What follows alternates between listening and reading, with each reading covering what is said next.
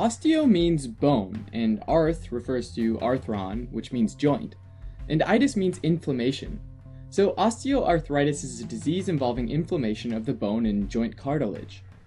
It was once thought that the itis part of osteoarthritis was a misnomer, and that inflammation didn't play a role in its development, and that it was mostly a degenerative disease resulting from simple wear and tear. Nowadays, it's thought that inflammation does indeed play an important role in the development of osteoarthritis. Alright, so a healthy joint consists of two bones, each with its own layer of articular cartilage, which is a type of connective tissue that allows the two bones to glide against each other, essentially without friction. With osteoarthritis, we're really talking about one particular kind of joint, which is a synovial joint. Along with articular cartilage, another important component of synovial joints, and where they get their name from, is the synovium, which, along with the surface of articular cartilage, forms the inner lining of the joint space. The synovium is composed of loose connective tissue, blood vessels, lymphatic vessels, and on the surface, type A cells that clear cellular debris, and type B cells that produce components of the synovial fluid, which helps lubricate the two articular surfaces.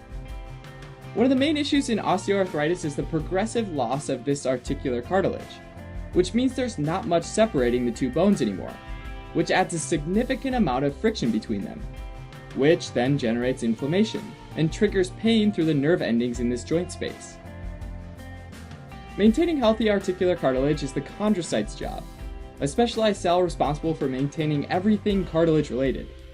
The chondrocytes produce and are embedded within a strong gel or extracellular matrix, which contains type 2 collagen, a protein that provides structural support, as well as proteoglycans, which are aggregates of protein and sugar molecules like hyaluronic acid, chondroitin sulfate, and keratin sulfate. All of these extracellular components give the cartilage elasticity and high tensile strength, which help weight-bearing joints distribute weight such that the underlying bone absorbs the shock and the weight. And these are joints like the knees, the hips, and the lower lumbar spine. Okay, so chondrocytes are important for the articular cartilage. Got it. That makes sense.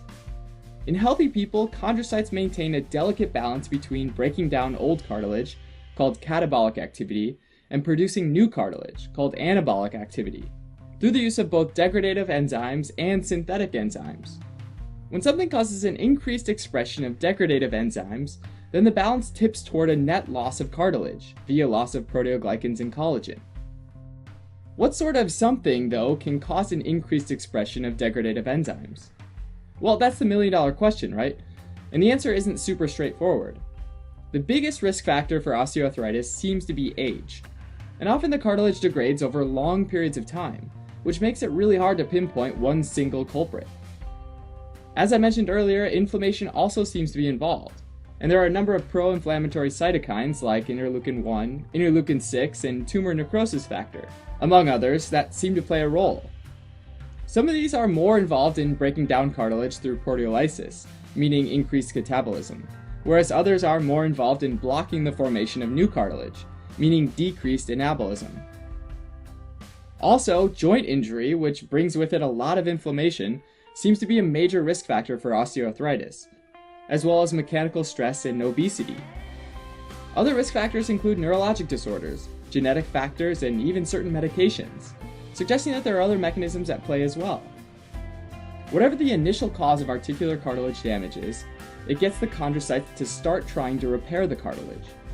They initially start making less of the proteoglycans and more type 2 collagen, but soon switch over to making a different collagen type, type 1 collagen. Unfortunately, type 1 collagen doesn't interact with the proteoglycans in the same way, and there's this overall decrease in elasticity in the cartilage matrix, allowing it to break down. Eventually, though, over the course of years, chondrocytes aren't able to keep up, and they become exhausted, and they can undergo apoptosis, or programmed cell death.